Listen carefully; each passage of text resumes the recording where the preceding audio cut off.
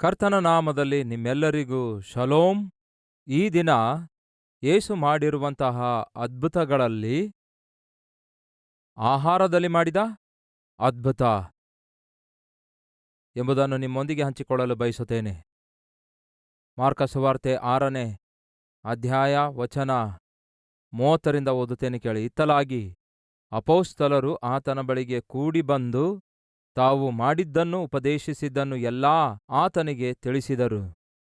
ಆಗ ಆತನು ಅವರಿಗೆ, ನೀವು ಮಾತ್ರ ವಿಂಗಡವಾಗಿ ಅಡವಿಗೆ ಬಂದು ಸ್ವಲ್ಪ ದಣಿವಾರಿಸಿಕೊಳ್ಳಿರಿ ಎಂದು ಹೇಳಿದನು. ಯಾಕೆಂದರೆ ಬಹಳ ಮಂದಿ ಬರುತ್ತಾ ಹೋಗುತ್ತಾ ಇದ್ದದ್ದರಿಂದ ಅವರಿಗೆ ಊಟ ಮಾಡುವುದಕ್ಕೂ ಅವಕಾಶ ಸಿಕ್ಕಲಿಲ್ಲ. ಆಗ ಅವರು ದೋಣಿಯಲ್ಲಿ ಹೊರಟು ವಿಂಗಡವಾಗಿ ಅಡವಿಗೆ ಹೋದರು.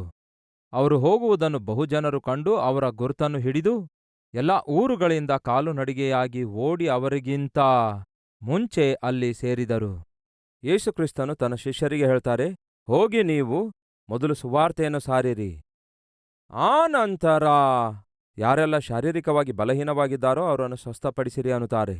ಹೀಗೆ ಹೇಳಿ ಕಳಿಸಿಕೊಡುತ್ತಾರೆ. ಅವರನ್ನು ಸುವಾರ್ತಿಕರನ್ನಾಗಿ ಕಳಿಸಿಕೊಡ್ತಾರೆ, ಸಭೆಯ ಹೊರಗಡೆ ಕಳಿಸಿಕೊಡ್ತಾರೆ. ಈಗ ಶಿಷ್ಯರು ಹೊರಟು ಹೋಗಿ ಸುವಾರ್ತೆ ಸಾರಿ ದೆವ್ವಗಳನ್ನೆಲ್ಲ ಹೊರದೋಡಿಸಿ ತಿರುಗಿ ಬರುತ್ತಾರೆ. ಹಾಗೆ ತಿರುಗಿ ಬಂದಾಗ ಅವರು ಬಹಳ ದಣಿದವರಾಗಿರ್ತಾರೆ. ಹಾಗೆಯೇ ಯೇಸುಕ್ರಿಸ್ತನು ಕೂಡ ಸೇವೆ ಮಾಡಿ ಬಹಳಷ್ಟು ದಣಿದಿರುತ್ತಾರೆ. ಅದಕ್ಕಾಗಿಯೇ ಮಾರ್ಕನ ಸುವಾರ್ತೆಯಲ್ಲಿರುವುದೇನೆಂದರೆ ಅವರು ಬಹಳ ದಣಿದಿರುತ್ತಾರೆ. ಎಷ್ಟರ ಮಟ್ಟಿಗೆ ಎನ್ನುವುದಾದರೆ, ಊಟ ಮಾಡುವುದಕ್ಕಾಗಿಯೂ ಕೂಡ ಪಾಪ ಅವರಿಗೆ ಸಮಯ ಇರಲಾರದಷ್ಟು ಅವರು ದಣಿದಿದ್ರಂತೆ. ಆಗ ಯೇಸುಕ್ರಿಸ್ತನು ಹೇಳಿದ್ದೇನೆಂದರೆ, ನಾವು ವಿಶ್ರಾಂತಿ ತೆಗೆದುಕೊಳ್ಳೋಣ, ಬಹಳ ದಣಿದಿದ್ದೇವಲ್ಲವೇ? ಏಕಾಂತರವಾಗಿ ಹೋಗಿ ಎಲ್ಲಾದರೂ ಅರಣ್ಯದಲ್ಲಿ ಸ್ವಲ್ಪ ಹೊತ್ತು ವಿಶ್ರಾಂತಿ ತೆಗೆದುಕೊಳ್ಳೋಣ ಬನ್ನಿರಿ ಎಂಬುದಾಗಿ ಯೇಸುಕ್ರಿಸ್ತನು ತನ್ನ ಶಿಷ್ಯರೊಂದಿಗೆ ದೋಣಿ ಹತ್ತಿ ಏಕಾಂತವಾಗಿ ಆ ಅರಣ್ಯಕ್ಕೆ ಹೋಗುತ್ತಾರೆ. ಹಾಗೆ ಹೊರಟು ಹೋಗುವಾಗ ಆತನು ಹೋಗುವುದನ್ನು ಬರುವುದನ್ನು ಕೆಲವರು ನೋಡುತ್ತಾರೆ. ನೋಡಿದಂಥವರು ಆ ವಾರ್ತೆ ಎಲ್ಲರಿಗೂ ತಿಳಿಸುತ್ತಾರೆ. ಫಲಿತವಾಗಿ ಒಂದು ದೊಡ್ಡ ಗುಂಪಾಗಿ ಎಲ್ಲರೂ ಯೇಸುವಿನ ಬಳಿಗೆ ಬರ್ತಾರೆ. ಅಷ್ಟಕ್ಕೂ ವಾಸ್ತವದಲ್ಲಿ ಯೇಸು ಮತ್ತು ಶಿಷ್ಯರು ಅಲ್ಲಿಗೆ ಯಾಕೆ ಹೋಗ್ತಾರೆ? ವಿಶ್ರಾಂತಿ ತೆಗೆದುಕೊಳ್ಳುವುದಕ್ಕಾಗಿ. ಪಾಪ ವಿಶ್ರಾಂತಿ ತೆಗೆದುಕೊಳ್ಳೋಣ ಅಂತ ಹೋದ್ರೆ ಅವರು ಯೇಸುವಿಗೂ ವಿಶ್ರಾಂತಿ ತೆಗೆದುಕೊಳ್ಳಲು ಬಿಡಲಿಲ್ಲ, ಶಿಷ್ಯರಿಗೂ ವಿಶ್ರಾಂತಿ ಇರಲಿಲ್ಲ. ಅದು ಬಹಳಷ್ಟು ದಣಿದ ಸಮಯವಾಗಿತ್ತು. ಅದಕ್ಕೆ ಹೇಳಿದ್ದೇನಲ್ಲವೇ, ಏನಾಗಿದೆ? ಅದ್ಭುತ ನಡೆದಿರುವಂತಹ ಸ್ಥಳ ಬೆತ್ಸಾಯಿತಾ. ಅದ್ಭುತ ನಡೆದಿರುವ ಪ್ರದೇಶ ಯಾವುದು? ಅದು ಬೆಟ್ಟದ ಪ್ರದೇಶ. ಅದ್ಭುತ ನಡೆದಿರುವ ಸ್ಥಳ ಯಾವುದು? ಅದೊಂದು ಅರಣ್ಯ. ಅದ್ಭುತ ನಡೆದಿರುವ ಸಮಯ ಯಾವುದು? ಅದು ಯೇಸುಕ್ರಿಸ್ತನು ಮತ್ತು ಶಿಷ್ಯರು ಬಹಳ ದಣಿದಿರುವ ಸಮಯವಾಗಿತ್ತು. ಅಷ್ಟು ಮಾತ್ರವಲ್ಲ, ಹೊತ್ತು ಮುಳುಗಿದ ಸಮಯವಾಗಿತ್ತು. ಅಷ್ಟು ಮಾತ್ರವಲ್ಲದೆ ಅವರೆಲ್ಲರೂ ಕೂಡ ಹಸುವೆಯಿಂದ ಕೂಡಿರುವ ಸಮಯವಾಗಿತ್ತು. ಆ ಸಮಯದಲ್ಲಿ ಕೂಡ ಯೇಸು ಕ್ರಿಸ್ತನು ತನ್ನ ಕುರಿತು ಆಲೋಚಿಸಲಿಲ್ಲ, ತನ್ನ ಶಿಷ್ಯರ ಕುರಿತು ಕೂಡ ಆತನು ಆಲೋಚಿಸಲಿಲ್ಲ. ದೊಡ್ಡ ಗುಂಪಾಗಿ ಜನರು ಯೇಸುವಿನ ಬಳಿಗೆ ಬಂದಾಗ ಆತನನ್ನು ನೋಡಿ ಆತನ ಬೋಧನೆ ಕೇಳಬೇಕು, ಆತನು ಮಾಡುವ ಮಹತ್ಕಾರ್ಯಗಳನ್ನು ಸ್ವಾಧೀನ ಮಾಡಿಕೊಳ್ಳಬೇಕೆಂದು ಬಂದಾಗ, ಅವರಷ್ಟೊಂದು ಆಸೆಯಿಂದ ಬಂದಾಗ ಬೈಬಲ್ನಲ್ಲಿರೋದೇನೆಂದ್ರೆ, ಅವರು ಕುರುಬನಿಲ್ಲದ ಕುರಿಗಳಂತಿದ್ದಾರೆಂದು ಯೇಸು ಕಂಡು ಕನಿಕರಪಟ್ಟು ಅವರಿಗೆ ಬೋಧನೆ ಮಾಡಿದನು. ಏನ್ ಮಾಡಿದರಂತೆ? ಅವರಿಗೆ ಬೋಧಿಸುತ್ತಾ ಇದ್ದನು. ಯೇಸು ಕ್ರಿಸ್ತನು ಪ್ರತಿ ಸಾರಿ ಮೊದಲು ಮಾಡಿದ್ದೇನೆಂದರೆ ಬೋಧನೆ, ಬೋಧನೆ, ಬೋಧನೆ. ಯಾವುದು ಆ ಬೋಧನೆ? ದೇವರ ರಾಜ್ಯದ ಕುರಿತಾಗಿ. ಒಬ್ಬ ವ್ಯಕ್ತಿ ದೇವರ ರಾಜ್ಯಕ್ಕೆ ಹೇಗೆ ಹೋಗುತ್ತಾನೆಂದು, ದೇವರ ರಾಜ್ಯ ಹೇಗೆ ಸ್ವಾಧೀನ ಮಾಡಿಕೊಳ್ತಾನೆಂದು, ಹೇಗೆ ರಕ್ಷಿಸಲ್ಪಡ್ತಾನೆಂದು ಎನ್ನುವಂತಹ ರಕ್ಷಣೆ ಸುವಾರ್ತೆ ನಿಖರವಾಗಿ ಸಾರುತ್ತಾ ಇದ್ರು. ಯೇಸು ಕ್ರಿಸ್ತನು ತಾನು ಸೇವೆ ಮಾಡಿದ ದಿನಮಾನಗಳಲ್ಲಿ ಪ್ರಧಾನವಾಗಿ ಆತನು ಮಾಡಿದ್ದು ವಾಕ್ಯದ ಸೇವೆ. ಮತ್ತೊಮ್ಮೆ ಹೇಳ್ತೇನೆ ಕೇಳಿ, ಯಾಕೆಂದರೆ ಈ ಶರೀರ ಶಾಶ್ವತವಲ್ಲ, ಆತ್ಮವೇ ಶಾಶ್ವತವಾಗಿರೋದ್ರಿಂದ, ಆತ್ಮ ರಕ್ಷಿಸುವಂಥದ್ದು ಕೇವಲ ವಾಕ್ಯವಾಗಿರೋದ್ರಿಂದ ಆ ವಾಕ್ಯಕ್ಕೆ ಯೇಸು ಹೆಚ್ಚು ಪ್ರಾಧಾನ್ಯತೆ ಕೊಡ್ತಾರೆ. ಆ ನಂತರ ಶರೀರ ಸಂಬಂಧವಾದ ಸ್ವಸ್ಥತೆಗಳಿಗೋಸ್ಕರ ಸ್ವಲ್ಪ ಸಮಯವನ್ನು ತೆಗೆದಿಡುತ್ತಾರೆ. ಕೆಲವು ಸಂದರ್ಭಗಳಲ್ಲಂತೂ ವಾಕ್ಯವನ್ನೇ ಬೋಧಿಸ್ತಾರೆ ಹೊರತು ಸ್ವಸ್ಥತೆಯ ಪ್ರಸ್ತಾವನೆಯನ್ನೇ ಎತ್ತಲ್ಲ. ನಾವು ನೋಡಿದ್ದೇವೆ. ಮಾರ್ಕನ ಸುವಾರ್ತೆ 1ನೇ ಅಧ್ಯಾಯ 31-32ನೇ ವಚನಗಳು ಹೇಳುತ್ತವೆ. ಹಾಗೆ ಲೂಕನ ಸುವಾರ್ತೆ 4ನೇ ಅಧ್ಯಾಯದ ಕೊನೆ ವಚನಗಳಲ್ಲಿ ನಾವು ನೋಡ್ತೇವೆ, ಬಹಳ ಜನರು ಬಂದಿದ್ರಂತೆ. ಯೇಸುವೇ ಸ್ವಸ್ಥಪಡಿಸಿರಿ, ಯೇಸುವೇ ಸ್ವಸ್ಥಪಡಿಸಿರಿ ಎಂದು ಹುಡುಕುತ್ತಾ ಬಂದಿದ್ದಕ್ಕೆ ಶಿಷ್ಯರು ಕೂಡ ಬಂದು, ಸ್ವಾಮಿ ನಿನಗಾಗಿ ಬಹಳಷ್ಟು ಜನ ರೆಡಿಯಾಗ್ತಿದ್ದಾರೆಂದು ಹೇಳ್ತಿರುವಾಗ ಅವರೆಲ್ಲರನ್ನು ಪಕ್ಕಕ್ಕಿಟ್ಬಿಡ್ರಿ, ಬನ್ನಿ ಹೋಗೋಣ, ನಾವು ಹೋಗೋಣ ಬನ್ನಿ ಅಂದಾಗ, ಸ್ವಾಮಿ ಮತ್ತೆ ಇವರ ಸಂಗತಿ ಏನು? ಅವರು ಬಂದಿರೋದು ಸ್ವಸ್ಥತೆಗೋಸ್ಕರ, ನಾನ್ ಬಂದಿರೋದು ಗ್ರಾಮ ಗ್ರಾಮಗಳಿಗೆ ಹೋಗಿ ಸುವಾರ್ತೆ ಸಾರುವುದಕ್ಕಾಗಿಯೇ. ಆ ಕೆಲಸ ಮಾಡ್ತಾ ಹೋಗೋಣ ಬನ್ನಿರಿ ಎಂದು ಹೇಳಿ ಶಿಷ್ಯರನ್ನು ಕರೆದುಕೊಂಡು ಹೋಗ್ತಾರೆ. ಆ ಜನರನ್ನು ಬಿಟ್ಟು ಹೋಗ್ತಾರೆ. ಯಾಕೆಂದರೆ ಅವರು ಬಂದಿರೋದು ಶರೀರ ಸಂಬಂಧವಾದ ಸ್ವಸ್ಥತೆಗೋಸ್ಕರ, ಆತ್ಮ ಸಂಬಂಧವಾದ ರಕ್ಷಣೆಗೋಸ್ಕರ ಅಲ್ಲ. ಹಾಗಾಗಿ ಆತ್ಮ ಸಂಬಂಧವಾದ ರಕ್ಷಣೆ ಕುರಿತು ನಿರ್ಲಕ್ಷ್ಯ ಮಾಡುವವರನ್ನು ಪಕ್ಕಕ್ಕೆ ತಳ್ಳಿಹಾಕಿ ಸುವಾರ್ತೆ ಸಾರುತ್ತಾ ಯೇಸು ಮುಂದೆ ಸಾಗುತ್ತಾರೆ. ಇದು ಯೇಸು ಮಾಡಿದ ಸೇವೆಯಾಗಿದೆ. ಯೇಸು ಕ್ರಿಸ್ತನು ಮಾಡಿರುವ 33 ಲಿಖಿತ ರೂಪದಲ್ಲಿರುವ ಅದ್ಭುತಗಳ ಕುರಿತು ನಾವು ಓದಿ ಈಗ ಧ್ಯಾನ ಮಾಡುತ್ತಾ ಇದ್ದೇವಲ್ಲವೇ? ಆ ಅದ್ಭುತಗಳಲ್ಲಿ ಹೆಚ್ಚು ಅದ್ಭುತ ಯೇಸು ಎಲ್ಲಿ ಮಾಡಿದ್ದಾರೆ ಹೇಳಿ? ಯಾವ ಸ್ಥಳದಲ್ಲಿ ಮಾಡಿದ್ದಾರೆ? ಕಪೆರ್ನೌಮಿನಲ್ಲಿಯೇ ಮಾಡಿದ್ದಾರೆ. ಅಷ್ಟು ಮಾತ್ರವಲ್ಲ, ಗಲಿಲಾಯ ಸಮುದ್ರ ತೀರದಲ್ಲಿ ಆತನು ಸೇವೆ ಮಾಡುತ್ತಿರುವಾಗ ಬೆತ್ಸಾಯಿದಾ ಎಂಬ ಪ್ರಾಂತ್ಯದಲ್ಲಿಯೂ ಕೂಡ ಹೆಚ್ಚು ಅದ್ಭುತಗಳನ್ನು ಮಾಡಿದ್ದಾರೆ. ಬೆತ್ಸಾಯಿದದಲ್ಲಿಯೂ ಕೂಡ ಹೆಚ್ಚು ಅದ್ಭುತ ಮಾಡಿದ್ದಾರೆ. ಕಪೆರ್ನೌಮಿನಲ್ಲಿಯೂ ಕೂಡ ಹೆಚ್ಚು ಅದ್ಭುತ ಕಾರ್ಯಗಳನ್ನು ಮಾಡಿದ್ದಾರೆ. ಮತ್ತೊಮ್ಮೆ ಹೇಳ್ತೇನೆ ಕೇಳಿ, ಅದ್ಭುತ ಮಹತ್ಕಾರ್ಯಗಳು ನಡೆಯುವಾಗಲೇ ಜನರು ನಂಬುತ್ತಾರೆ ಎನ್ನುವಂತಹ ಭ್ರಮೆಯೊಳಗಿಂದ ನಾವು ಹೊರಗೆ ಬರಬೇಕು. ಅದ್ಭುತ ಮಹತ್ಕಾರ್ಯಗಳು ಒಬ್ಬ ಮನುಷ್ಯನನ್ನು ದೇವರ ಕಡೆಗೆ ಆಕರ್ಷಿಸಬಹುದೇನೋ, ಆದರೆ ರಕ್ಷಿಸಲು ಮಾತ್ರ ಅವುಗಳಿಂದ ಸಾಧ್ಯವೇ ಇಲ್ಲ. ಅರ್ಥವಾಯ್ತಾ ನನ್ನ ಮಾತು? ನಶಿಸಿ ಹೋಗುತ್ತಿರುವ ಮನುಷ್ಯನನ್ನು ರಕ್ಷಿಸುವುದು ಸ್ವಸ್ಥತೆಯಲ್ಲ. ನಶಿಸಿ ಹೋಗುತ್ತಿರುವ ಮನುಷ್ಯನನ್ನು ರಕ್ಷಿಸುವುದು ದೇವರ ವಾಕ್ಯ ಮಾತ್ರವೇ ಆಗಿದೆ. ಅರ್ಥ ಆಗ್ತಿದೆಯಾ? ನೀವು ದೇವರ ಸನ್ನಿಧಿಗೆ ಬಂದು ಅನಾರೋಗ್ಯದಿಂದ ಬಂದು ಆ ಅನಾರೋಗ್ಯಕ್ಕಾಗಿ ಪ್ರಾರ್ಥನೆ ಮಾಡಿಸಿಕೊಂಡಾಗ ದೇವರು ಸ್ವಸ್ಥಪಡಿಸಿದ್ದಾರೆ ಅಂದ್ಕೊಳ್ಳೋಣ. ರಕ್ಷಿಸಲ್ಪಡುತ್ತೀರೋ ನೀವು? ರಕ್ಷಣೆ ಹೊಂದುತ್ತೀರಾ ನೀವು? ರಕ್ಷಿಸಲ್ಪಡುವುದಿಲ್ಲ. ಕಾರಣ ಹೇಳ್ತೇನೆ ಕೇಳಿ. ಬೆತ್ಸಾಯಿತದಲ್ಲಿ ಬಹಳಷ್ಟು ಜನ ಸ್ವಸ್ಥತೆ ಹೊಂದಿದ್ರು. ಕಪೆರ್ನೌಮಿನಲ್ಲಿ ಬಹಳಷ್ಟು ಜನ ಸ್ವಸ್ಥತೆ ಹೊಂದಿದ್ರು. ಆದರೆ ಯೇಸು ಏನ್ ಹೇಳಿದ್ದಾರೆ ನೋಡೋಣ ಬನ್ನಿ. ಮತ್ತಾಯನ ಸುವಾರ್ತೆ 11ನೇ ಅಧ್ಯಾಯ 20ನೇ ವಚನದಿಂದ. ಆಗ ಆತನು ತನ್ನ ಮಹತ್ಕಾರ್ಯಗಳು ಬಹಳವಾಗಿ ನಡೆದ ಊರುಗಳು ದೇವರ ಕಡೆಗೆ ತಿರುಗಲಿಲ್ಲ ಎಂದು ಅವುಗಳನ್ನು ಗದರಿಸತೊಡಗಿದನು. ಹೇಗೆಂಬುದಾಗಿ 21ನೇ ವಚನ ಹೇಳ್ತದೆ. ಎಲ್ಲಿ ಯೇಸು ಹೆಚ್ಚು ಅದ್ಭುತಗಳನ್ನು ಮಾಡಿದಾರೋ ಅಲ್ಲಿ ಜನರು ದೇವರ ಕಡೆಗೆ ತಿರುಗಿಕೊಳ್ಳಲಿಲ್ಲ. ಅಂದರೆ ಅರ್ಥವೇನು? ಅದ್ಭುತಗಳು ನಡೆದಿದ್ವು, ಅವರು ಅದ್ಭುತಗಳನ್ನು ಹೊಂದಿಕೊಂಡಿದ್ರು, ಆದರೆ ಏನಾಗ್ಲಿಲ್ಲ? ಅವರು ದೇವರ ಕಡೆಗೆ ತಿರುಗಲಿಲ್ಲ. ಅಂದರೆ ಅರ್ಥವೇನು? ನಿಮ್ಮ ಜೀವಿತದಲ್ಲಿ ನೀವು ಅದ್ಭುತ ಹೊಂದಿಕೊಂಡ ಮಾತ್ರಕ್ಕೆ ಮಾನಸಾಂತರ ಹೊಂದಿಕೊಳ್ಳುವುದು ಸಾಧ್ಯವಿರಲ್ಲ. ಮಾನಸಾಂತರ ಬೇರೆ, ಅದ್ಭುತ ಹೊಂದಿಕೊಳ್ಳೋದು ಬೇರೆ. ಎಲ್ಲೆಲ್ಲಿ ಯೇಸು ಹೆಚ್ಚೆಚ್ಚಾದ ಅದ್ಭುತಗಳನ್ನು ಮಾಡಿದರೋ ಅಲ್ಲಲ್ಲಿ ಜನರು ಕಡಿಮೆ ಮಾನಸಾಂತರ ಹೊಂದಿದ್ರು. ಈಗ 21ನೇ ವಚನ ನೋಡೋಣ ಬನ್ನಿ.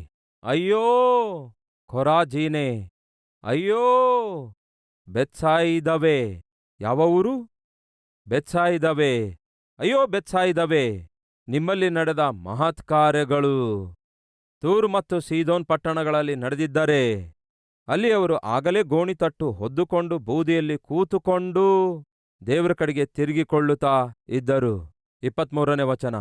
ಎಲ್ಲಾ ಕಪೆರ್ನೌಮೇ, ನೀನು ಪರಲೋಕಕ್ಕೆ ಏರಿಸಲ್ಪಡುವಿಯಾ? ಪಾತಾಳಕ್ಕೆ ಇಳಿಯುವಿ. ನಿನ್ನಲ್ಲಿ ನಡೆದ ಮಹತ್ಕಾರ್ಯಗಳು ಸದೋಮಿನಲ್ಲಿ ನಡೆದಿದ್ದರೆ ಅದು ಇಂದಿನವರೆಗೂ ಉಳಿಯುತ್ತಿತ್ತು. ಆದ್ದರಿಂದ ಎಲ್ಲೆಲ್ಲಿ ಯೇಸು ಹೆಚ್ಚು ಅದ್ಭುತಗಳನ್ನು ಮಾಡಿದಾರೋ ಅದು ಕಪೆರ್ನೌಮ್ ಆಗಿರ್ಬೋದು, ಬೆತ್ಸಾಯಿದಾ ಆಗಿರ್ಬೋದು. ಎಲ್ಲಿ ಹೆಚ್ಚು ಅದ್ಭುತಗಳು ನಡೆದವೋ ಅಲ್ಲಿ ಜನರು ಕಡಿಮೆ ಮಾನಸಾಂತರ ಹೊಂದಿದ್ರು. ಸೊ ಯಾವುದು ಪ್ರಾಮುಖ್ಯ? ಸ್ವಸ್ಥತೆ ಅಲ್ಲ. ಮತ್ಯಾವುದು ಪ್ರಾಮುಖ್ಯ? ಮಾನಸಾಂತರ, ರಕ್ಷಣೆಯಾಗಿದೆ.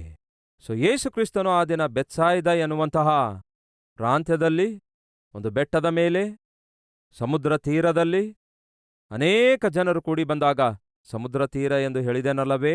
ಆದರೆ ಅಲ್ಲಿ ಸಮುದ್ರ ತೀರ ಅಂತ ಇಲ್ವಲ್ಲ. ಈಗ ತಾನೇ ನಾವು ನೋಡಿದೇವಲ್ಲವೇ? ಯೇಸು ಕ್ರಿಸ್ತನು ಶಿಷ್ಯರೊಂದಿಗೆ ಸೇರಿ ದೋಣಿಯಲ್ಲಿ ಏನ್ ಮಾಡಿದ್ರಂತೆ?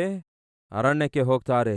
ಅವರು ದೋಣಿಯಿಂದ ಇಳಿದ್ರೋ ಇಲ್ಲವೋ ಜನರು ಓಡೋಡಿ ಬರುತ್ತಾರೆ. ಆತನು ಇಳಿದ ಸ್ಥಳದಲ್ಲಿ ಒಂದು ಬೆಟ್ಟ ಇತ್ತು. ಆ ಬೆಟ್ಟದ ಮೇಲೆ ಕೂತುಕೊಂಡು ಆತನು ಎಲ್ಲರಿಗೂ ಬೋಧಿಸುತ್ತಾನೆ. ಅವರೆಲ್ಲರಿಗೆ ವಾಕ್ಯ ಬೋಧಿಸುತ್ತಾನೆ. ಹಾಗೆ ಎಷ್ಟೊತ್ತು ಬೋಧಿಸುತ್ತಾನೆ ಗೊತ್ತಾ? ಬಹಳ ಹೊತ್ತು ಬೋಧಿಸುತ್ತಾರೆ. ಕೊನೆಗೆ ಹೊತ್ತು ಮುಣುಗುತ್ತೆ, ಕತ್ತಲೆ ಆಗುತ್ತೆ.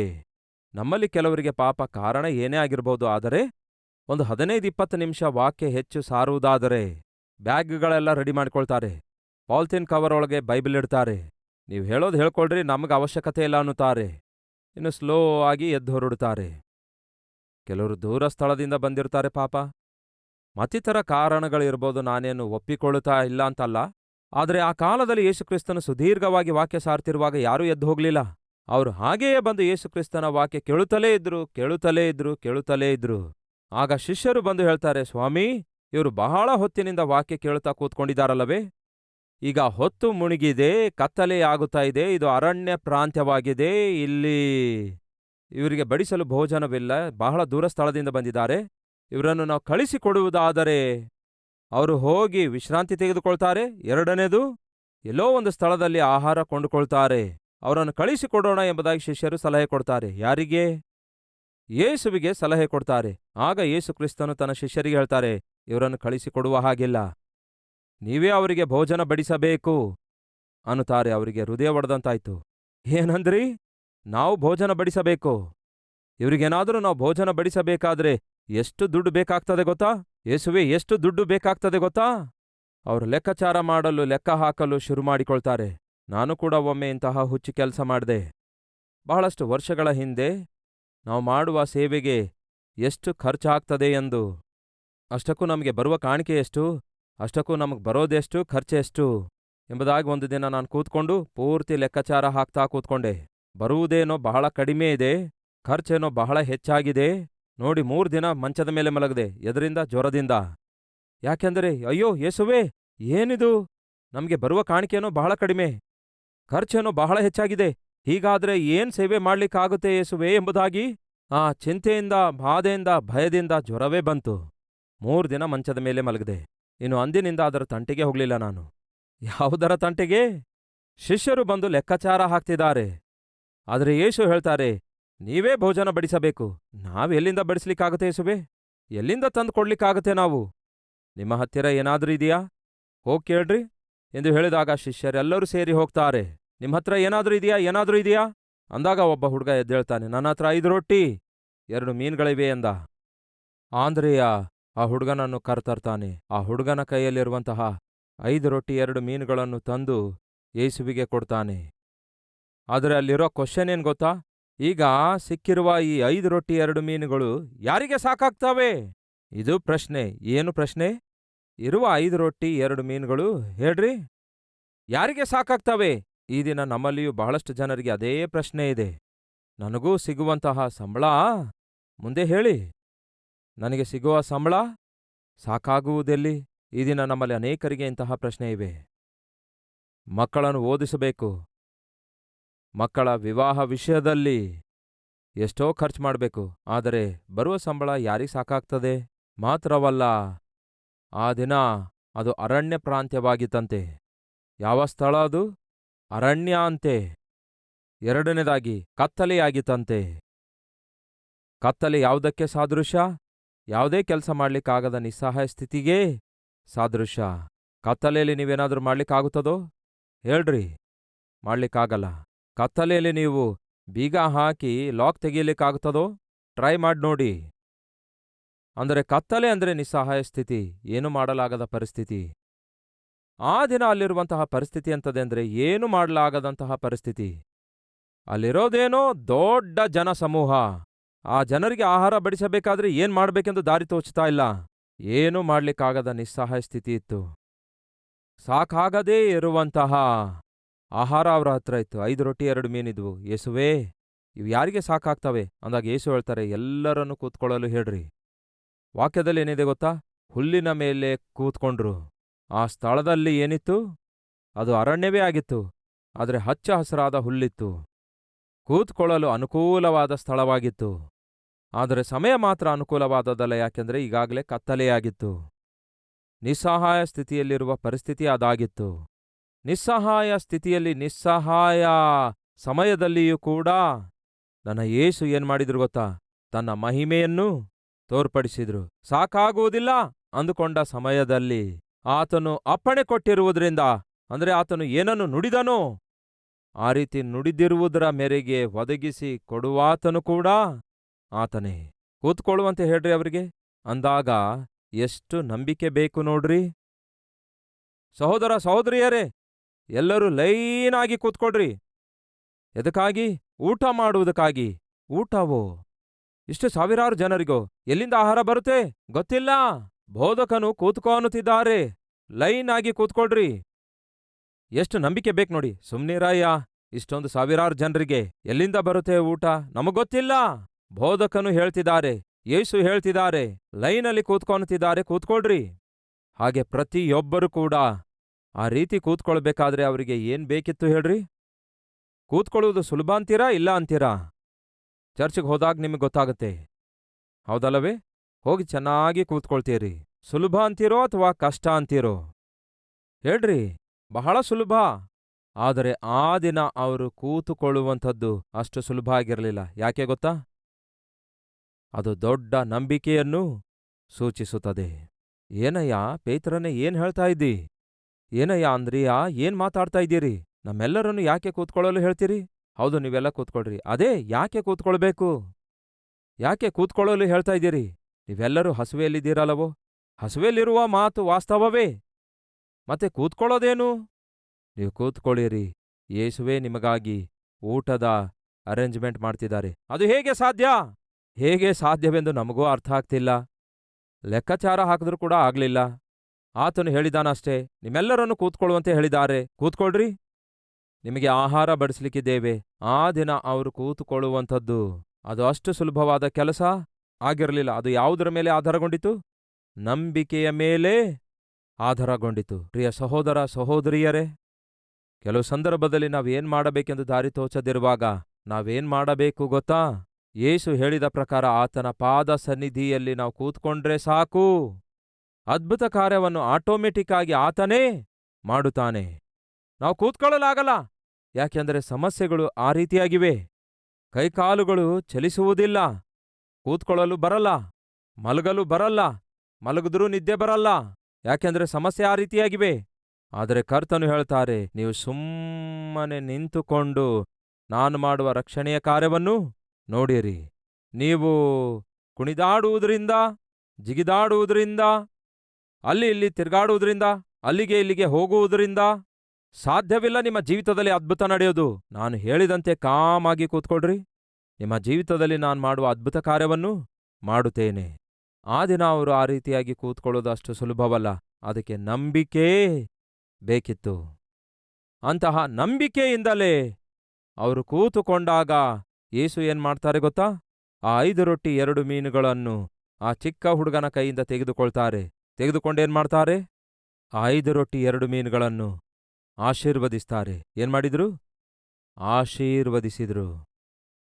ಆ ನಂತರ ಕೃತಜ್ಞತೆ ಸ್ತುತಿಯನ್ನು ಸಲ್ಲಿಸಿ, ಆನಂತರ ಅದನ್ನು ಮುರಿದು, ಆನಂತರ ಹಂಚಿಕೊಡಿರಿ ಅನ್ನುತ್ತಾರೆ. ಅಷ್ಟೇ ಪ್ರಿಯರೇ. ಕೈಯಲ್ಲಿರೋದೆಷ್ಟು? 5 ರೊಟ್ಟಿ 2 ಮೀನು. ಸಾಕಾಗಲಾರ್ದಂಥದ್ದು. ಈ ದಿನ ನಮ್ಮ ಮಧ್ಯೆ ಯಾರಾದರೂ ಇದ್ದೀರಾ? ಅಯ್ಯ, ನನ್ನ ಕೈಯಲ್ಲಿಯೂ ಅಲ್ಪ ಸ್ವಲ್ಪ ಸಂಪಾದನೆ ಇದೆ, ಆದರೆ ನನ್ನ ಮುಂದೆ ಇರುವ ಸಮಸ್ಯೆ ಬಹಳ ದೊಡ್ಡದಾಗಿದೆ.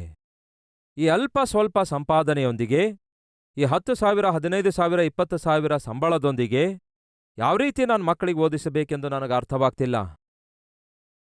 ಯಾವ ರೀತಿಯಾಗಿ ಒಂದು ಚಿಕ್ಕ ಮನೆ ಕೊಂಡ್ಕೊಳ್ಬೇಕೆಂದು ನನಗೆ ಅರ್ಥವಾಗ್ತಿಲ್ಲ. ಯಾವ ರೀತಿ ಕುಟುಂಬ ಪೋಷಿಸಬೇಕೆಂದು ನನಗೆ ಅರ್ಥವಾಗ್ತಿಲ್ಲ. ಪ್ರಿಯ ಸಹೋದರ ಸಹೋದರಿಯರೇ, ಆ ದಿನ ಯೇಸುಕ್ರಿಸ್ತನ ಕೈಗೆ ಆ 5 ರೊಟ್ಟಿ 2 ಮೀನುಗಳನ್ನು ಕೊಟ್ಟಾಗ ಯೇಸು ಆಗ ಮಾಡಿದೇನು ಗೊತ್ತಾ? ಆ 5 ರೊಟ್ಟಿ 2 ಮೀನುಗಳನ್ನು ಆತನು ಆಶೀರ್ವದಿಸಿದನು. ಏನ್ ಮಾಡಿದ್ರು? ಆಶೀರ್ವದಿಸಿದ್ರು. ದಯವಿಟ್ಟು ಕೇಳ್ರಿ, ನಿಮ್ಮ ಜೀವಿತವನ್ನು ಕೂಡ ನೀವು ದೇವರಿಗೇನಾದರೂ ಒಪ್ಪಿಸಿಕೊಡುವುದಾದರೆ, ದೇವರು ಮಾಡುವ ಮೊಟ್ಟಮೊದಲ ಕೆಲಸ, ದೇವರು ಮಾಡಲಿಚ್ಛಯಿಸುವ ಮೊಟ್ಟಮೊದಲ ಕೆಲಸ ನಿಮಗೆ ಬೇಕಾದದ್ದೇನು ಗೊತ್ತಾ? ದೇವರ ಆಶೀರ್ವಾದ. ಕೇಳ್ತಾ ಇದ್ದೀರಾ? ದೇವರ ಆಶೀರ್ವಾದ. ನೀವು ಮಾಡುವ ಚಿಕ್ಕ ಉದ್ಯೋಗದ ಮೇಲೆ ದೇವರ ಆಶೀರ್ವಾದ ಇರುವುದಾದರೆ, ನಿಮಗೆ ಸಿಗುವಂತಹ ಅಲ್ಪ ಸ್ವಲ್ಪ ಆದಾಯದ ಮೇಲೆ ದೇವರ ಆಶೀರ್ವಾದ ಇರುವುದಾದರೆ, ನಿಮ್ಮ ಮಗನ ಮೇಲೆ ಮಗಳ ಮೇಲೆ ದೇವರ ಆಶೀರ್ವಾದ ಇರೋದಾದರೆ, ನಿಮ್ಮ ಕುಟುಂಬದ ಮೇಲೆ ಮನೆಯ ಮೇಲೆ ದೇವರ ಆಶೀರ್ವಾದ ಇರುವುದಾದರೆ ಸಾಕು. ನಿಮಗಿರುವಂಥದ್ದು ಅಲ್ಪವಾಗಿದ್ರೂ ಸಹ ಅದೇ ಅದ್ಭುತವಾಗಿ ನಿಮಗಿರುವ ಪ್ರತಿ ಅವಶ್ಯಕತೆಯನ್ನು ತೀರಿಸಿಬಿಡುತ್ತೆ. ಈ ದಿನ ನಾವೆಲ್ಲರೂ ದೇವರಿಗೆ ಬೇಡಿಕೊಳ್ಳಬೇಕಾದದ್ದೇನು ಹೇಳಿ? ದೇವರೇ, ನಿಮ್ಮ ಆಶೀರ್ವಾದವನ್ನು ನನ್ನ ಮೇಲೆ ಸುರಿಯ ಮಾಡಿರಿ. ಅದನ್ನೇ ಅಲ್ಲವೋ ಆ ದಿನ ಯಾಕೋಬನು ದೇವರನ್ನು ಬೇಡಿಕೊಂಡಿದ್ದು. ಏನನ್ನು ಬೇಡಿಕೊಳ್ತಾನೆ ಹೇಳ್ರಿ? ದೇವರೇ, ನೀನು ನನ್ನನ್ನು ಆಶೀರ್ವದಿಸಿದ ಹೊರತು ನಾನು ನಿನ್ನನ್ನು ಹೋಗಗೊಡಿಸಲ ಅನ್ನುತ್ತಾನೆ. ಏನು ಹಾಗಾದರೆ ಯಾಕೋಬನಿಗೆ ಆಶೀರ್ವಾದಗಳಿರಲಿಲ್ಲವೋ? ಆಸ್ತಿಪಾಸ್ತಿಗಳಿಲ್ಲವೋ? ಆಸ್ತಿಪಾಸ್ತಿಗಳಿದ್ವು ಪ್ರಿಯರೇ. ಹೆಂಡತಿಯರಿದ್ರು, ಮಕ್ಕಳಿದ್ರು, ಕುರಿದನಗಳಿದ್ವು. ಅದೇ ಆ ದಿನದ ಆಸ್ತಿಯಾಗಿತ್ತು. ಈ ಲೋಕ ಸಂಬಂಧವಾದದ್ದೆಲ್ಲವೂ ಇತ್ತು. ಆದರೆ ಅವನಿಗೆ ಅರ್ಥವಾದದ್ದೇನೆಂದರೆ, ದೇವರ ಆಶೀರ್ವಾದವು ನನ್ನ ಮೇಲೆ ಇಲ್ಲದಿದ್ದರೆ ನನ್ನ ಸುತ್ತಲೂ ಏನಿದ್ರೂ ಸಹ ಅವು ವ್ಯರ್ಥ ಎಂದು ಗ್ರಹಿಸುತ್ತಾನೆ. ಹಾಗಾಗಿ ಏನ್ ಮಾಡ್ತಾನೆ ಗೊತ್ತಾ? ದೇವರನ್ನು ಗಟ್ಟಿಯಾಗಿ ಹಿಡ್ಕೊಳ್ತಾನೆ. ಹಿಡ್ಕೊಂಡು ಮಾಡ್ತಾನೆ ಗೊತ್ತಾ? ಕರ್ತನೇ, ಯೆಹೋವನೇ, ನೀನು ನನ್ನನ್ನು ಆಶೀರ್ವದಿಸಿದ ಹೊರತು ನಾನು ನಿನ್ನನ್ನು ಬಿಟ್ಟು ಬಿಡಲ್ಲ ಅನ್ನುತ್ತಾನೆ. ಹೋರಾಡ್ತಾನೆ ಹೋರಾಡ್ತಾನೆ ಹೋರಾಡ್ತಾನೆ. ಆನಂತರ ದೇವರು ಒಂದು ಪ್ರಶ್ನೆ ಕೇಳ್ತಾರೆ, ನಿನ್ನ ಹೆಸರೇನೆಂಬುದಾಗಿ. ಇದೇ ಪ್ರಶ್ನೆ ಮುಂಚೆ ತಂದೆ ಕೇಳಿದಾಗ ಏನೆಂದು ಉತ್ತರ ಕೊಡ್ತಾನೆ? ನನ್ನ ಹೆಸರು ಏಸಾವನು ಅಂತ ಹೇಳಿ ಸುಳ್ಳಾಡ್ತಾನೆ, ಮೋಸ ಮಾಡ್ತಾನೆ.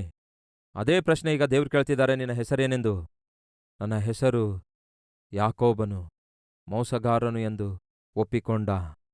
ಯಾವಾಗ ಅವನು ತನ್ನ ಸ್ಥಿತಿ ಏನೆಂದು ಒಪ್ಪಿಕೊಂಡನೋ, ತನ್ನ ಬುದ್ಧಿ ಅಂಥದೆಂದು ಒಪ್ಪಿಕೊಂಡನೋ, ಆಗ ದೇವ್ರು ಹೇಳ್ತಾರೆ, ಇನ್ಮೇಲೆ ನಿನ್ನ ಹೆಸರು ಯಾಕೋಬನಲ್ಲ, ಇನ್ಮೇಲೆ ನಿನ್ನ ಹೆಸರು ಇಸ್ರಾಯೇಲ್ ಆಗಿರುತ್ತೆ. ನಾನು ನಿನ್ನನ್ನು ಆಶೀರ್ವದಿಸುತ್ತೇನೆ, ಇಸ್ರಾಯೇಲನು ಎಂಬ ಹೆಸರಿಡ್ತಾ ಇದ್ದೇನೆ. ಈ ದಿನ ಅದೇ ಹೆಸರಿನಲ್ಲಿ ಏನಾಗಿದೆ ಹೇಳ್ರಿ? ಒಂದು ದೇಶವೇ ಬೆಳೆದು ಬಂದಿದೆ. ಕಾರಣ ಗೊತ್ತಾ? ಆ ದಿನ ದೇವರ ಆಶೀರ್ವಾದವು ಯಾಕೋಬನ ಮೇಲೆ ಇಳಿದು ಬಂತು. ಪ್ರಿಯ ಸಹೋದರ ಸಹೋದರಿಯರೇ, ನಾವು ಸಾಧಾರಣವಾಗಿ ದೇವರ ಬಳಿಗೆ ಬಂದು, ನನಗೊಂದು ಉದ್ಯೋಗ ಕೊಡಿರಿ ದೇವರೇ, ವ್ಯಾಪಾರದಲ್ಲಿ ಲಾಭ ಕೊಡಿರಿ ದೇವರೇ, ಕುಟುಂಬದಲ್ಲಿ ಶಾಂತಿ ಸಮಾಧಾನ ದಯಪಾಲಿಸಿರೆಂದು ನಮಗಿರುವ ಅವಶ್ಯಕತೆಗಳ ಮೇರೆಗೆ ದೇವರಿಗೆ ನಾವು ಪ್ರಾರ್ಥಿಸ್ತೇವೆ. ಅದೇನು ತಪ್ಪಲ್ಲ. ಆದರೆ ಇವೆಲ್ಲವುಗಳಿಗಿಂತಲೂ ಬಹುಶ್ರೇಷ್ಠವಾದದ್ದು ಏನಾಗಿದೆ ಹೇಳ್ರಿ? ದೇವರ ಆಶೀರ್ವಾದ. ಕೊರತೆಗಳಲ್ಲಿ, ಕಷ್ಟಗಳಲ್ಲಿ, ಬರಗಾಲದಲ್ಲಿ ಇದು ಯಾರಿಗೆ ಸಾಕಾಗ್ತದೆ ಎಂಬ ಸ್ಥಿತಿಯಲ್ಲಿ, ಏನ್ ಮಾಡಬೇಕು ನನಗೆ ಅರ್ಥವಾಗ್ತಿಲ್ಲ ಎಂಬ ಪರಿಸ್ಥಿತಿಯಲ್ಲಿ, ದಾರಿಯೇ ತೋಚುತ್ತಾ ಇಲ್ಲ ಎನ್ನುವಂತಹ ದುಸ್ಥಿತಿಯಲ್ಲಿ ನಿಮಗೂ ನನಗೂ ನಮ್ಮೆಲ್ಲರಿಗೂ ಬೇಕಾದದ್ದು ಏನು ಹೇಳ್ರಿ? ದೇವರ ಆಶೀರ್ವಾದ. ಆ ದಿನ ದೇವರು ತನ್ನ ಕೈಗೆ ಸೇರಿರುವ 5 ರೊಟ್ಟಿಗಳನ್ನು 2 ಮೀನುಗಳನ್ನು ಆಶೀರ್ವದಿಸಿದ್ರು. ಹೇಳ್ತೇನೆ ಕೇಳ್ರಿ, ಅಲ್ಲಿ 5,000 ಬರೀ ಪುರುಷರಿದ್ರು. ಹೆಂಡತಿಯರು ಕೂಡ ಅಷ್ಟೇ ಇದ್ದಿರ್ತಾರಲ್ಲವೇ? ಅವರಿಗೆ ಮಕ್ಕಳು ಕೂಡ ಇದ್ದಿರುತ್ತಾರಲ್ಲವೇ? ಎಲ್ಲ ಒಟ್ಟಿಗೆ ಸೇರಿದ್ರೆ 20,000-25,000 ಜನರು ಅಲ್ಲಿ ಇದ್ದಿರುತ್ತಾರಲ್ಲವೇ? ಹಾಗೆ ಬಂದಿರುವವರಲ್ಲಿ ಅಲ್ಲಲ್ಲಿ ಅಲ್ಲಲ್ಲಿ ಅಲ್ಲಲ್ಲಿ ಅಲ್ಲಲ್ಲಿ ಅವರು ಆ ಹೊತ್ತಿಗಾಗಿ ತಂದುಕೊಂಡ ಆಹಾರ ಅವರ ಚೀಲದಲ್ಲಿತ್ತು. ಅವರು ತಮ್ಮ ಬಳಿಯಲ್ಲಿ ಮುಚ್ಚಿಟ್ಟುಕೊಂಡಿರುವಂತಹ ರೊಟ್ಟಿಯಾಗಲಿ ಮುಚ್ಚಿಟ್ಟುಕೊಂಡಿರುವ ಮೀನುಗಳಾಗಲಿ ಆಶೀರ್ವದಿಸಲ್ಪಡಲಿಲ್ಲ.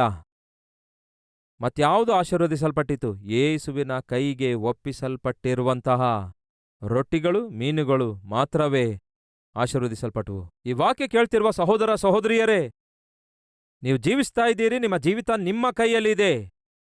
ಅದಕ್ಕಾಗಿಯೇ ಆ ಜೀವಿತ ಉದ್ಧಾರವಾಗ್ತಾ ಇಲ್ಲ. ಅದೇ ನಿಮ್ಮ ಜೀವಿತ ನಿಮ್ಮ ಕೈಯಲ್ಲಿಟ್ಕೊಳ್ಳಲಾರದಂತೆ ನಿಮಗೇ ಅಂತ ಜೀವ ಕೊಟ್ಟಿರುವ ದೇವರ ಕೈಗೆ ನಿಮ್ಮ ಜೀವಿತವನ್ನು ಇಡುವುದಾದರೆ ಆತನು ಏನ್ ಮಾಡ್ತಾನೆ ಗೊತ್ತಾ? ನಿಮ್ಮನ್ನೂ ಆಶೀರ್ವದಿಸುತ್ತಾನೆ.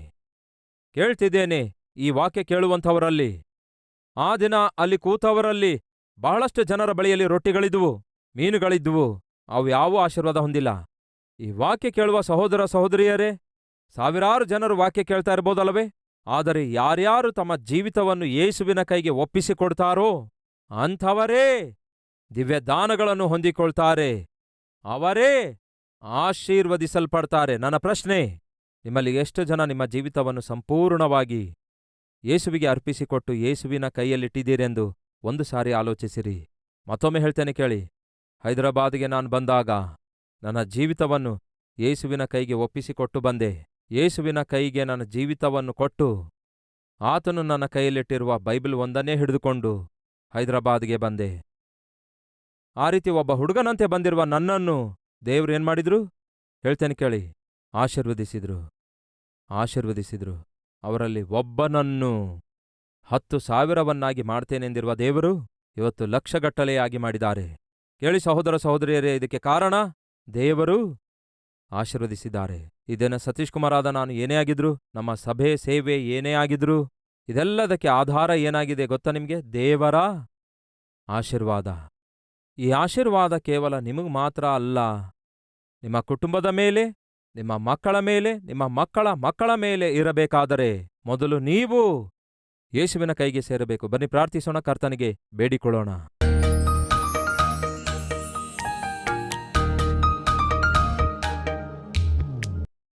ದೇವರೇ, ಈ ದಿನ ನಮಗೆ ಬೇಕಾದದ್ದು ನಿಮ್ಮ ಆಶೀರ್ವಾದ. ದೇವರೇ, ನಾವು ನಿಮ್ಮ ಕೈಗೆ ಸೇರುವಾಗಲೇ ನಾವು ಆಶೀರ್ವದಿಸಲ್ಪಡುತ್ತೇವೆ. ಅದಕ್ಕಾಗಿಯೇ ನಾವು ಇದ್ದ ಸ್ಥಿತಿಯಲ್ಲಿಯೇ ನಮ್ಮ ಜೀವಿತವನ್ನು, ನಮ್ಮ ಕುಟುಂಬವನ್ನು, ನಮ್ಮ ಮಕ್ಕಳನ್ನು ನಿಮ್ಮ ಕೈಗೆ ಒಪ್ಪಿಸಿಕೊಡ್ತೇವೆ. ನಮ್ಮ ಉದ್ಯೋಗವನ್ನು, ನಮ್ಮ ವ್ಯಾಪಾರವನ್ನು, ನಮ್ಮ ವ್ಯವಸಾಯವನ್ನು, ನಮ್ಮ ವೃತ್ತಿಯನ್ನು ನಿಮ್ಮ ಕೈಗೆ ಒಪ್ಪಿಸಿಕೊಡ್ತೇವೆ. ನಮ್ಮ ಸೇವೆಯನ್ನು, ಸಭೆಯನ್ನು, ಸಭೆಯ ಸೇವೆಯನ್ನು, ಸೇವಕರನ್ನು, ಸಭೆಯ ಸ್ಥಳಗಳನ್ನು ಯೇಸುವೇ ಆಶೀರ್ವದಿಸಿರಿ. ನಮ್ಮ ಸಭಾ ಸದಸ್ಯರ ಮೇಲೆ ನಿಮ್ಮ ಆಶೀರ್ವಾದ ಇರಬೇಕು. ಸೇವೆ ಮಾಡುವವರ ಮೇಲೆ ನಿಮ್ಮ ಆಶೀರ್ವಾದ ಇರಬೇಕು. ಚಿಕ್ಕ ಮಕ್ಕಳ ಮೇಲೆ ನಿಮ್ಮ ಆಶೀರ್ವಾದ ಇರಬೇಕು. ಪುರುಷರ ಮೇಲೆ, ಸ್ತ್ರೀಯರ ಮೇಲೆ ನಿಮ್ಮ ಆಶೀರ್ವಾದ ಇರಬೇಕು. ಪ್ರತಿ ಕುಟುಂಬದ ಮೇಲೆ ನಿಮ್ಮ ಆಶೀರ್ವಾದ ಇರಬೇಕು. ಯೇಸುವೇ, ಪ್ರತಿಯೊಬ್ಬರ ಜೀವಿತದಲ್ಲಿ ನಿಮ್ಮ ಆಶೀರ್ವಾದವನ್ನು, ಆ ಕಡೆ ಆತ್ಮೀಕವಾಗಿ, ಆರೋಗ್ಯ ವಿಷಯವಾಗಿ, ಆರ್ಥಿಕ ವಿಷಯವಾಗಿ, ಓದುವುದರ ವಿಷಯವಾಗಿ ದೇವರೇ ಅನುಗ್ರಹಿಸಿರಿ. ವಿವಾಹ ವಿಷಯದಲ್ಲಿ, ಮಕ್ಕಳಾಗುವ ವಿಷಯದಲ್ಲಿ, ಉದ್ಯೋಗದ ವಿಷಯದಲ್ಲಿ ನಿಮ್ಮ ಆಶೀರ್ವಾದವನ್ನು ತೋರ್ಪಡಿಸಿರಿ.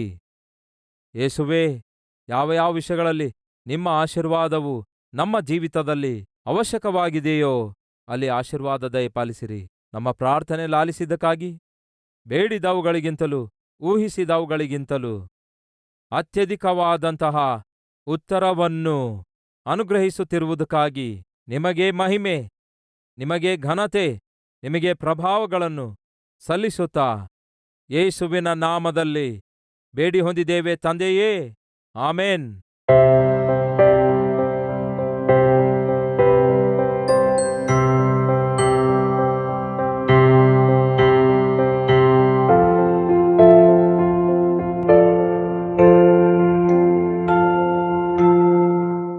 ನಮ್ಮ ವಿಳಾಸ Calvary, post box number 30, Kukatpally, Hyderabad 72.